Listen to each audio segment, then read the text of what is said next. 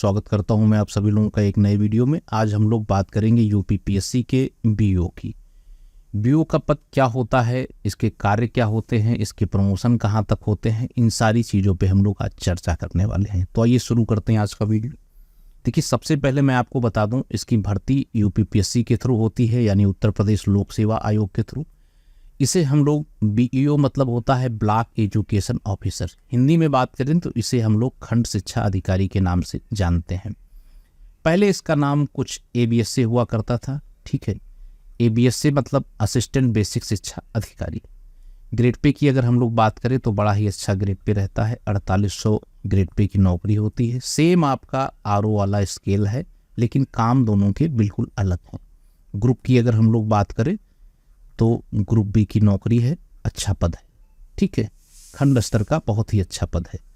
आइए हम लोग जानते हैं कि आखिर ये एबीएस से यानी कि बीईओ या फिर आप कह सकते हैं खंड शिक्षा अधिकारी काम क्या करता है। काम की अगर बात करें तो खंड शिक्षा अधिकारी जनपद में तैनात बेसिक शिक्षा अधिकारी के अनुदेशों पर कार्य करने वाला ब्लॉक स्तर का प्रशासनिक अधिकारी होता है। इसका मुख्य कार्य अपने कार्य क्षेत्र में शिक्षा सेवाओं को दुरुस्त करना होता है। आप सभी लोगों को पता है कि जनपद स्तरीय जो पद होता है वो बीएसए का होता है, और बीएसए के इंस्ट्रक्शन पे ही खंड शिक्षा अधिकारी काम करते हैं, ठीक है। और इनका मेन काम होता है कि अपने कार्यक्षेत्र में जितनी भी शिक्षा सेवाएं हैं वो दुरुस्त रूप से, सुचारू रूप से चलती रहें। क्लियर है। फिर कहता है खंड शिक्षा अधिकारी ब्लॉक स्तर के प्राइमरी व जूनियर स्कूलों की शिक्षा व्यवस्था का संचालन करवाता है। वह शिक्षा से संबंधित समस्त कार्यवाही के प्रति उत्तरदायी होता है। देखिए, ब्लॉक स्तर पे जितनी भी स्कूल होंगे, प्राइमरी और जूनियर स्कूल, तो उन सभी की जितनी भी शिक्षा से संबंधित शिकायतें हैं या शिक्षा से संबंधित काम है, उनकी सबकी देखरेख बीईओ ही करता है, ठीक है। जितनी भी कार्यवाहियाँ होंगी वो खंड शिक्षा अधिकारी के माध्यम से ही होंगी। ब्लॉक स्तर पर तैनात खंड शिक्षा अधिकारी जिला बेसिक शिक्षा अधिकारी के अनुदेशों पर अपने कार्यों का निष्पादन करते हैं एवं समय समय पर स्कूलों का निरीक्षण कर संबंधित स्कूल की रिपोर्ट तैयार कराकर जिला बेसिक शिक्षा अधिकारी को प्रेषित करते हैं। देखिए, बीईओ का मेन काम होता है कि बीएसए के इंस्ट्रक्शंस पे काम करना एवं समय समय पे स्कूलों का निरीक्षण कर संबंधित स्कूल की जो रिपोर्ट है उसको तैयार करवा के बीएसए को सौंपना, ठीक है।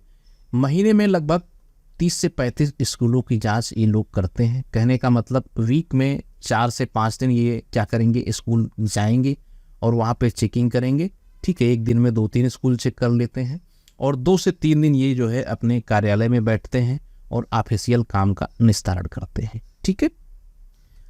खंड शिक्षा अधिकारी ब्लॉक के सभी अध्यापकों, प्रधानाध्यापकों, प्राइमरी यानी नर्सरी से कक्षा 5 तक तथा जूनियर हाई स्कूल कक्षा 6 से 8 तक की जाँच करता है। जांच के दौरान कोई कमी प्राप्त होने पे उसकी रिपोर्ट तैयार करवा के आवश्यक कार्यवाही हेतु जिला बेसिक शिक्षा अधिकारी को प्रेषित करता है। देखिए, आप सभी लोगों को पता है कि बेसिक शिक्षा अधिकारी जो होता है यानी बीएसए, वो जनपद स्तरीय अधिकारी है, उसके पास समस्त पावर है कार्यवाही करने के। लेकिन जो बीईओ होता है उसके पास कुछ एक पावर होते हैं कार्यवाही करने के, कुछ एक दंड वो दे सकता है। इसलिए वो क्या करता है, नर्सरी से लेकर के कक्षा 8 तक जितने भी प्रधानाध्यापक, अध्यापक, इनकी अटेंडेंस वगैरह हो गई, प्रपत्र हो गए स्कूल के, ठीक है, इन सभी चीज़ों की वो जांच करेगा और उसकी एक रिपोर्ट बनाएगा ताकि आवश्यक कार्यवाही बीएसए अधिकारी कर सकें, ठीक है। वो पूर्ण नियंत्रण रहता है बीएसए का बीईओ के ऊपर, ठीक है। खंड शिक्षा अधिकारी मानक विहीन अथवा लापरवाही बरतने वाले स्कूल स्वामियों पर पूर्ण नियंत्रण रखता है। जांच के दौरान यदि कोई बड़ी लापरवाही सामने आती है तो उस पर कार्यवाही करवाने का दायित्व भी खंड शिक्षा अधिकारी का ही होता है। देखिए, खंड शिक्षा अधिकारी बिल्कुल ध्यान रखता है कि उसके एरिया में कोई भी मानक विहीन या फिर लापरवाही बरतने वाला स्कूल संचालित ना हो। यदि ऐसा कोई स्कूल संचालित है तो उनके स्वामियों पे उसका पूर्ण नियंत्रण रहेगा। वो उसकी रिपोर्ट तैयार करवाएगा और उस लापरवाही अगर बड़ी है तो उस पर कार्यवाही करवाने की जिम्मेदारी भी खंड शिक्षा अधिकारी की रहेगी और ये कार्यवाही बीएसए महोदय करेंगे, उनके थ्रू ये कार्यवाही करवाई जाएगी। क्लियर है। फिर है ब्लॉक स्तर पर सरकारी व संविदा कर्मियों की नवीन तैनाती के समय उनके प्रपत्रों की जांच कर उन्हें संबंधित स्कूल में तैनाती देना भी खंड शिक्षा अधिकारी का ही काम होता है। देखिए, जैसे किसी संविदा कर्मी अनुदेशक हो गए या फिर कोई सरकारी टीचर हो गया, किसी की भी नवीन नियुक्ति होती है तो वो बीएससी करता है, बीएससी उसको ज्वाइनिंग लेटर देगा, बीएससी ऑफिस से वो कलेक्ट करेंगे।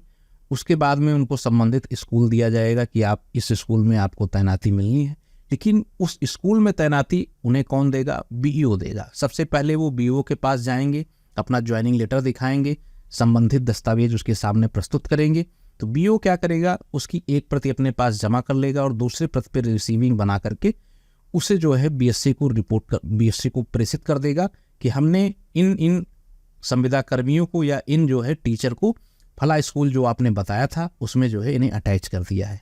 यानी कि ज्वाइनिंग, आपको ज्वाइन कराने का काम जो है ब्लॉक स्तर का वो बीईओ ही करेगा। ठीक है। खंड शिक्षा अधिकारी अपने तैनाती के ब्लॉक में बेसिक शिक्षा से जुड़े सारे प्रशासनिक कार्यों की देखरेख करता है। विशेष दशाओं में जिला बेसिक शिक्षा अधिकारी अथवा जिलाधिकारी से प्राप्त अनुदेशों के अंतर्गत वह यह सुनिश्चित करता है कि निर्धारित समय पर स्कूल खोले जाने और बंद किए जाने हैं। शीतकाल अवकाश, ग्रीष्म अवकाश, बारिश अत्यधिक होने की दशा में विद्यालयों में अवकाश रहेगा, इन सब की देखरेख खंड शिक्षा अधिकारी ही करता है। देखिए, खंड शिक्षा अधिकारी अपने ब्लॉक स्तर का प्रशासनिक अधिकारी होता है, तो प्रशासनिक कार्यों की देखरेख करना उसकी नैतिक जिम्मेदारी है। अब जैसे मान लीजिए अत्यधिक बारिश हो रही है, जिलाधिकारी महोदय का या फिर बेसिक शिक्षा अधिकारी महोदय का कोई नोटिस जारी हुआ कि आज की डेट में इतने इतने दिनों तक कॉलेज या स्कूल बंद रहेगा। तो अब वो स्कूल बंद होते हैं कि नहीं बंद होते हैं, इसको उस नोटिस को जो आदेश दिया गया है उसको इम्प्लीमेंट कराने का काम बीईओ का ही होगा। ठीक है। वो ये भी चेक करता है कि निश्चित समय पर स्कूल खोले जा रहे हैं और निश्चित समय पे स्कूल बंद किए जा रहे हैं कि नहीं, कोई टीचर समय पे स्कूल आ रहा है नहीं आ रहा है, प्रधानाध्यापक मौके पे मौजूद है या नहीं है, इन सारी चीज़ों की निरीक्षण करना खंड शिक्षा अधिकारी का ही काम होता है। फिर क्या है? ब्लॉक स्तर में शिक्षा से जुड़ी नीतियों और कार्यक्रमों का समुचित पालन सुनिश्चित कराने का दायित्व खंड शिक्षा अधिकारी का ही होता है। ब्लॉक स्तर में जो भी बेसिक शिक्षा से जुड़ी नीतियां हैं या कार्यक्रम हैं उनको इम्प्लीमेंट कराना, उनको पालन कराना, उनका समुचित, उन जैसे एमडीएम खाना बनता है तो किस दिन क्या बनेगा, मेन्यू क्या रहता है, वो अच्छे तरीके से बन रहा है नहीं बन रहा है, खाने को गुणवत्तापूर्ण उसकी गुणवत्ता की जांच करना, ये सब काम जो है बीईओ के ही होते हैं। ब्लॉक के प्राथमिक एवं जूनियर हाई स्कूल विद्यालयों में अध्यापकों की नियुक्ति, उपस्थिति, अवकाश से संबंधित कार्यों का निष्पादन खंड शिक्षा अधिकारी करता है। यदि किसी अध्यापक को अवकाश की आवश्यकता है तो वह प्रार्थना पत्र ऑनलाइन करता है, जो कि प्रधानाध्यापक से खंड शिक्षा अधिकारी के पास एवं खंड शिक्षा अधिकारी से जिला बेसिक शिक्षा अधिकारी के पास जाता है और जिला बेसिक शिक्षा अधिकारी उस पर विचार कर उसे निरस्त अथवा मंजूरी देता है। देखिए, जूनियर और प्राथमिक स्कूल जो होते हैं उनमें अध्यापकों की नियुक्ति तो मैं आपको बता चुका हूँ, उनकी उपस्थिति भी बता चुका हूँ कि वही देखेगा। अवकाश से संबंधित क्या रहता है? अब अवकाश तो बीईओ दे नहीं सकता, लेकिन वो अप्रूव जरूर करता है। अब जैसे मान लीजिए कि कोई टीचर है, उसे छुट्टी की आवश्यकता है, तो वो क्या करेगा? मानव संपदा पे पहले वो एक एप्लीकेशन डालेगा पूरी डिटेल में रीजन सहित, और वो उसको अपने प्रधानाध्यापक को देगा। प्रधानाध्यापक क्या करेगा? खंड शिक्षा अधिकारी के पास फॉरवर्ड करेगा। अब खंड शिक्षा अधिकारी उसे संस्तुति के लिए उसे भेजेगा बीएससी के पास में। अब बीएससी के पास ये पावर रहती है, उस पर विचार करेगा कि हाँ जुनून है छुट्टी अथवा नहीं है, तो वो उसे निरस्त भी कर सकता है और मंजूरी भी दे सकता है। ठीक है। लेकिन ये जो छुट्टी का प्रार्थना पत्र होगा वो बीईओ यानी खंड शिक्षा अधिकारी के पास से ही जाकर के बीएससी के पास पहुंचेगा, तभी टीचर को छुट्टी दी जाएगी। क्लियर है? ठीक है। फिर क्या है? अपने तैनाती के ब्लॉक में शिक्षकों के भत्ते अथवा वेतन संबंधित विवादों का निस्तारण करता है एवं रिपोर्ट तैयार कराकर जिला बेसिक शिक्षा अधिकारी को प्रेषित करता है। देखिए, सैलरी की बात रहती है तो किसको कितना ग्रेड पे मिल रहा है, किसको कितनी कटौती होनी है, किसकी कितनी छुट्टियां हैं, इन सब चीज़ों का जो है कलेक्शन आपका जनपद स्तरीय कार्यालय में उपस्थित रहता है। लेकिन ये जो डेटा जाता है ये डेटा आपके ब्लॉक स्तरों से आता है। ब्लॉक में रिपोर्ट होता है कि इतनी इतनी छुट्टियां इन्होंने ली है, इनके इतने भत्ते हैं, तो ये जितने वाद विवाद होते हैं वेतन अथवा भत्ते से संबंधित शिक्षकों के, तो ये सारी रिपोर्ट तैयार करा के बीएससी के पास पहुंचता है। उस हिसाब से सैलरी का आहरण जो है बीएससी करवाता है टीचरों के लिए। ठीक है। तो वेतन भत्ते वगैरह भी देखता है। इसके अलावा जो छोटे मोटे विवाद जैसे आपस में किसी टीचर में नहीं बन रही, कुछ अनबन हो गई, तो उन छोटे मोटे विवादों का निस्तारण भी जो है बीईओ ही करवाता है। ठीक है। खंड शिक्षा अधिकारी ब्लॉक के समस्त प्राथमिक एवं जूनियर हाई स्कूल विद्यालयों पर प्रशासकीय नियंत्रण रखता है एवं निरीक्षण करता है और अनियमितता या लापरवाही की दशा में उचित कार्यवाही हेतु जिला बेसिक शिक्षा अधिकारी को सूचित करता है। खंड शिक्षा अधिकारी का मेन काम होता है कि आपके ब्लॉक के जो समस्त प्राथमिक और जूनियर हाई स्कूल विद्यालय हैं उन पे उसका भावी नियंत्रण रहे एवं समय समय पे उनका निरीक्षण करता रहे। यदि उससे किसी प्रकार की अनियमितता या लापरवाही दिखाई देती है तो उचित कार्यवाही हेतु जिला बेसिक शिक्षा अधिकारी को सूचना प्रदान करता है। एक लेटर लिख देगा कि इसमें यहाँ मुझे ऐसी लापरवाही मिली, उसके बाद उसकी जांच होगी। जनरली जांच तो नहीं होती है, कार्यवाही हो जाती है, लेकिन अगर मान लीजिए बीएससी को लगता है कि नहीं एक बार जांच करवानी चाहिए तो जांच भी करवा सकता है और उसके बाद कार्यवाही करेगा। ठीक है। खंड शिक्षा अधिकारी यह सुनिश्चित करता है कि उसके क्षेत्र में किसी भी प्रकार का मानक विहीन स्कूल या शिक्षण संस्थान संचालित नहीं है। यदि उसके संज्ञान में ऐसा कुछ आता है तो वह तुरंत कार्यवाही हेतु क्षेत्र के उप जिलाधिकारी को सूचित करता है एवं जिला बेसिक शिक्षा अधिकारी को भी इस प्रकरण से अवगत कराता है, जिससे कि उचित कार्यवाही हो सके। खंड शिक्षा अधिकारी ये बिल्कुल सुनिश्चित करता है कि उसके क्षेत्र में किसी भी प्रकार का मानक विहीन स्कूल या शिक्षण संस्थान संचालित नहीं है। कोई फर्जी स्कूल वगैरह तो नहीं चल रहा है। अगर कोई स्कूल बना है तो मानक के अनुसार बना है। मान लीजिए कोई स्कूल बना है और वो फायर ब्रिगेड वाले मानक को पास नहीं करता तो ये सारी चीज़ें देखेगा। स्कूल में आग लग गई, अब मशीन ही नहीं जा पा रही, गाड़ी नहीं पहुंच रही फायर ब्रिगेड की, तो नुकसान हो सकता है ना। तो इन सब चीज़ों की वो जांच करता है और ये सुनिश्चित करता है कि कोई भी मानक विहीन स्कूल या फर्जी शिक्षण संस्थान उसके यहाँ संचालित नहीं है। अगर उसके संज्ञान में ऐसा कुछ आता है तो इसमें त्वरित कार्यवाही के लिए उप जिलाधिकारी यानी कि संबंधित एसडीएम को सूचना देता है एवं बेसिक शिक्षा अधिकारी को भी इस प्रकरण से अवगत करवाता है, जिससे कि त्वरित और उचित कार्यवाही की जा सके। ठीक है। खंड शिक्षा अधिकारी अपने क्षेत्र में शिक्षा व्यवस्था को मजबूत बनाने के लिए जिला बेसिक शिक्षा अधिकारी के निर्देशन में समय समय पर मीटिंग का आयोजन करता है एवं सुझाव व प्रस्ताव तैयार कराकर जिला बेसिक शिक्षा अधिकारी को सौंपता है। देखिए, खंड शिक्षा अधिकारी अपने क्षेत्र में शिक्षा की समुचित व्यवस्था को देखता है तो उसे मजबूत बनाने के लिए, दृढ़ बनाने के लिए क्या करेगा, बहुत समय समय पे मीटिंग का आयोजन करेगा। उसमें शिक्षक प्रिंसिपल सबसे जो है सुझाव लेगा और प्रस्ताव तैयार करेगा कि आखिर हम लोग शिक्षा व्यवस्था को और कैसे इम्प्रूव कर सके। अभी तक देखिए व्हाइट बोर्ड पे काम चलता था, अभी जो है तमाम जगह डिजिटल बोर्ड भी आने लगे हैं। ठीक है।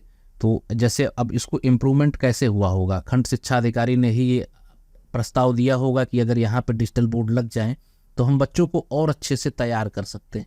तो जब प्रस्ताव गया होगा बीएससी के पास में तभी ये पास हुआ होगा, तभी स्कूलों में डिजिटल बोर्डों की जो है मांग बढ़ी होगी और डिजिटल बोर्ड प्रतिस्थापित किए गए होंगे। तो यानी कि सुझाव और प्रस्ताव तैयार करवाना भी जिला बेसिक शिक्षा अधिकारी के पास जो जाता है वो भी खंड शिक्षा अधिकारी ही करता है। तो इस प्रकार से देखा जाए तो बहुत सारे काम होते हैं खंड शिक्षा अधिकारी के। ठीक है। और बहुत सारी पावर्स भी होती हैं। ठीक है।